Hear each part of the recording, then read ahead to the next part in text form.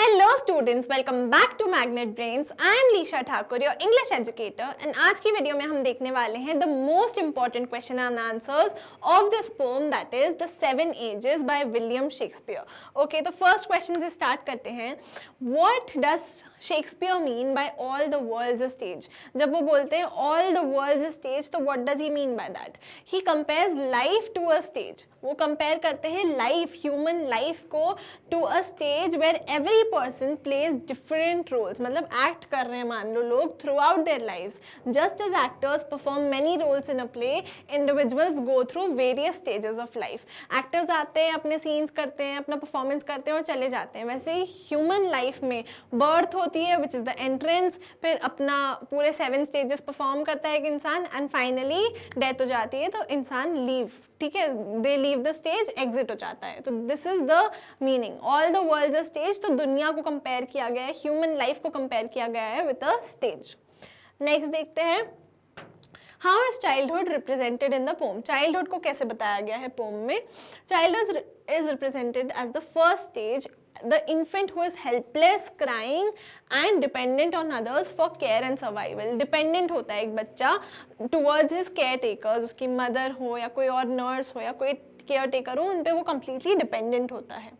What is the significance of the school boy stage? दो जो next stage है, school boy वाली stage है, उसका क्या significance है.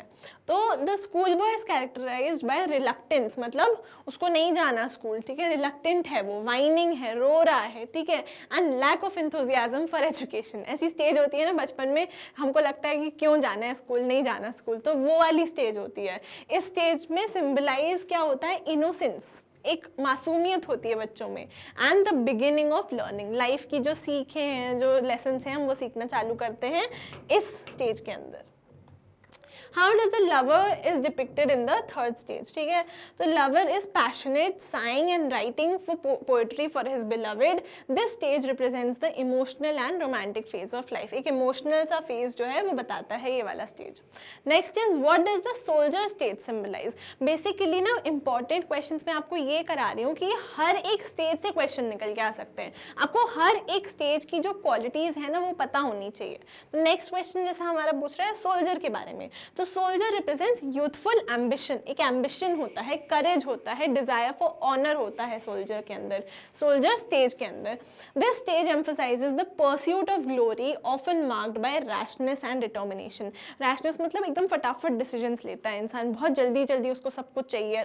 ऐसा स्टेज आता है लाइफ में, लगता है कि अरे सब कुछ जल्दी हो जाए, अभी कल सक्सेसफुल हो जाऊँ, अभी मतलब एकदम डिटर्मिनेशन होता है इंसान के अंदर, और बहुत ज़्यादा उसको चाहिए होता है ऑनर और प्राइड और करेज, ठीक है. तो this is the stage of a soldier. How does justice stage differ from the earlier stages. Justice की जो स्टेज है वो पहले के स्टेजेस से कैसे डिफरेंट है. This justice stage is marked by maturity and wisdom. अभी तक इंसान के अंदर मेच्योरिटी नहीं थी, विजडम नहीं थी, क्योंकि लाइफ के एक्सपीरियंसेस ही नहीं थे.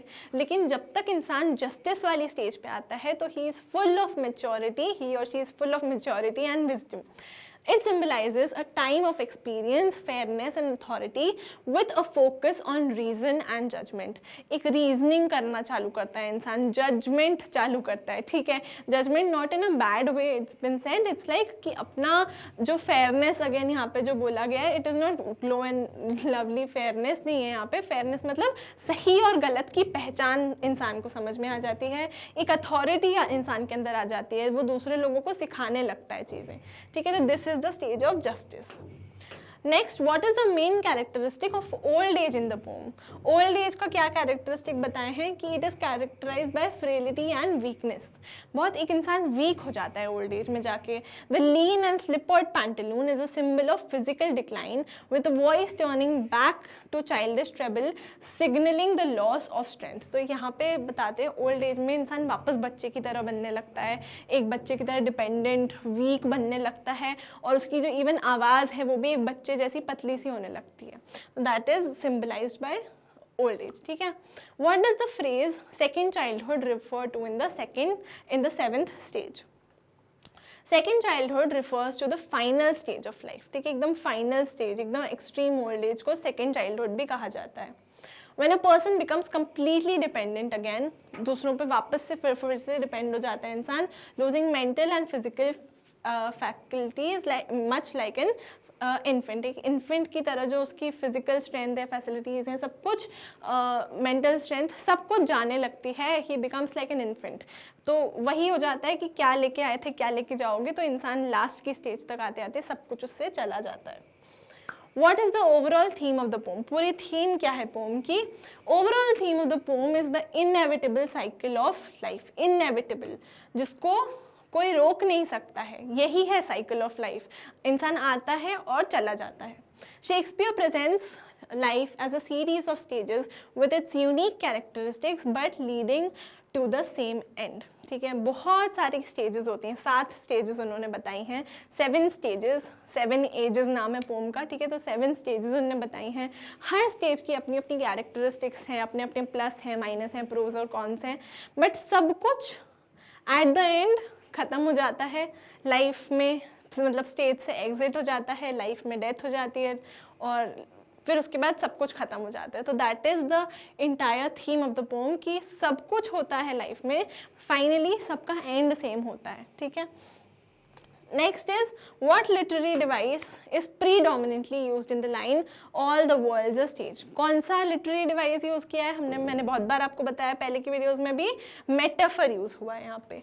The literary device used in this line is a metaphor, मतलब किसी चीज़ को किसी और चीज़ से कंपेयर करना without the use of the words as और लाइक। ठीक है, life is compared to a stage. क्या कंपैरिजन हुआ है यहाँ पे? लाइफ को कंपेयर किया गया है to a stage and people are compared to actors playing various roles through their existence. तो बेसिकली लाइफ को कंपेयर किया गया है एक स्टेज से, और इसीलिए यहाँ पे मेटाफर लिटरेरी डिवाइस यूज़ हुआ है। आई होप अच्छी तरीके से सारे के सारे इंपॉर्टेंट क्वेश्चन आंसर्स आपको समझ में आ गए होंगे। अगर वीडियो अच्छी लगी है तो एक लाइक कर दीजिएगा, कुछ भी डाउट है तो कमेंट कर दीजिएगा, चैनल को सब्सक्राइब कर दीजिएगा।